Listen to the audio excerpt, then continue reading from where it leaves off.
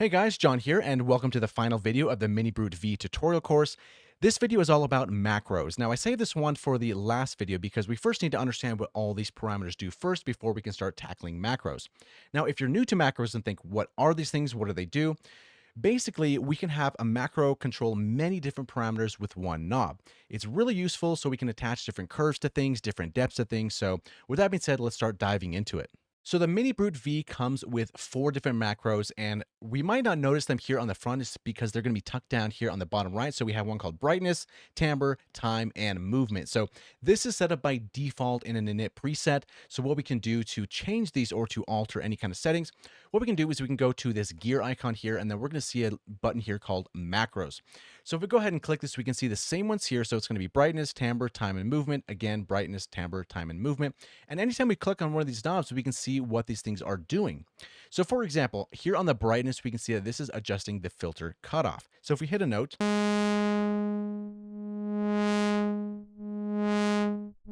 we can see that this basically has a 1-to-1 ratio because it's going from 0 to 1 here on the min and the max for our filter cutoff. Then we can look at the timbre, see what this is doing. So this is controlling the resonance 1-to-1. So we hit this here, and it's hitting that as well. Then we have time, and we can see this one is populated with much more things. So we have the filter envelope decay, the amp envelope decay, so on and so forth. And then we have movement right over here. So what we can do, let's say we want to set something up like this ourselves, and we don't really want this here for now. So what we can do is right click, and then we can delete this. So now this knob essentially does nothing. We can double click to rename this if we'd like. So let's say, for example, we have a patch and we want to bring our cutoff down here, maybe introduce some sub, maybe some ultra saw, something kind of like that, and a little bit of resonance. Let's say we want to have this knob here control from 0 to maybe 0.3 or something like that, like within this range, and also have the filter move at the same time with one knob. So the way we do that, we have this brightness control, and let's say go learn, and then all these are going to turn purple. So let's say we want to map the cutoff, and then we also want to map the resonance. So what we can do, if these positions here are static for the cutoff, let's say if we move this here, this is quite a lot of room to move with. I wouldn't really want that much of a range. So all the way at the bottom, I don't want it there. That's way too much. So I can grab the min, and I can start kind of moving this here. And you see how I move this? It's starting to move the knob as well. So here's going to be maybe my starting position, something around there. And then I can bring this knob here to its maximum value. And maybe I don't want to open this up all the way. I can start bringing this down here, something like that. So these two numbers are going to be the range in which this knob moves in. So as you can see, when I go all the way to the left, it's going to go at this minimum value. And all the way to the right, it's going to go to 0.860. So we have this one mapped up. Let's say we like that. But the resonance is way too much. All the way at the bottom, it's 0. All the way to the top, it's 100. So this is way too much, right? And even 1.004 doesn't even really make sense. So what we can do is, let's bring this all the way to the bottom. And I kind of like this here at the bottom. So if we have this all the way down to 0, then we're not going to have any resonance. So 0, just because I'm crazy, I'll double click that to 0 because that's what I want to see. And let's say at the maximum value here, we don't want this to be all the way at the top. So here we can kind of bring this down into a range that we like, somewhere around there. Now we can double click this here to go to default and kind of turn these in like that. That's fine. But generally we can hover over here. We can say, okay, this is 2.52, 2.52. Maybe you want to bring this up a little bit higher to 3.24, something like that. So this is going to be our range that those two knobs work in.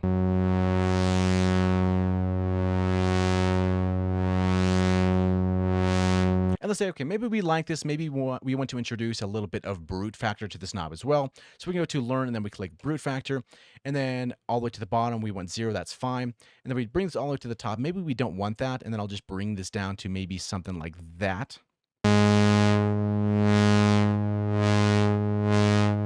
That might be kind of cool. And then we can double click and name this hello, for lack of a better term. We can name whatever we want. That's kind of the point of that. And now we have 3 additional knobs to work with. Now, generally, I kind of like doing stuff like with the cutoff and the resonance a little bit separate. And then maybe the 4th one I kind of like saving for effects. So if I have a lot of effects going on things, I can adjust the dry and wet. So all the way to the left, it will be completely dry for all the effects. And all the way to the right, it'll be completely wet. So you can kind of dial in how much of those effects that you like. Or if you don't like the effects, you can just bring this down to 0 and do your effects by yourself, externally or something like that. So that's kind of a cool thing to introduce into a patch as well.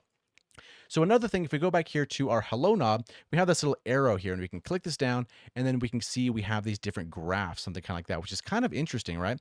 So let's go to the filter cutoff. As we move this here, it's going to be a linear curve kind of just going from one point to another one. Now what we can do is maybe somewhere here in the middle, we can click and add a point and maybe change this a little like that. So as we move this, it's going to go slow here in the beginning. And then once it hits the center point, it's just going to spike up really, really fast. So that's a certain way where you can kind of have your macro setup so it's not completely linear from point A to point B. You can add additional points and kind of change things. So for example, you can add another point here and maybe make this really intense. So when we go here and bring this up, it's going to go up to the bottom. It's going to go back down if you watch this knob down here, and then it's going to go back up again. So we can have different kind of motions like that. So adjusting this type of graph is a very cool way to really tie things in a really creative way. So another thing that might be quite advantageous for you is if you load up an init preset, you can go into the macro setting and remove all of the assignments and then resave that as a different patch. So you can recall that new init preset with all these settings gone. So you can just start assigning things. Because after a while, you don't want to always have to delete things and re-assign it. It's just kind of a waste of time.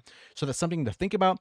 And while we're in this menu and while this is a tutorial course, there's also a tutorial button right over here. And I highly recommend to go through these as well, because it's kind of a fun thing to learn everything you can about the synthesizer. And they're really well put together, so that's highly recommended to do something like that.